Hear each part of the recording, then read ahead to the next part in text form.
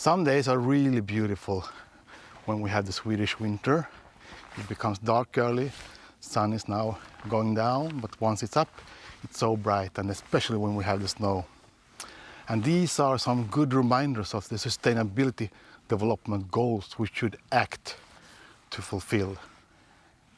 For example, when we have the technologies, they will be describing a value chain which makes useful things for the society, but also they should fit in a broader context.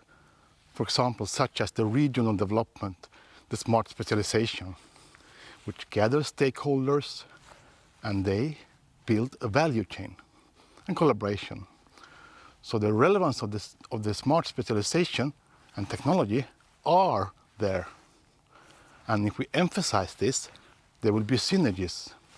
And next, when we have the smart specialization for sustainability, that's a natural next step, natural next motivation why we should develop these technologies which fit in a broader context.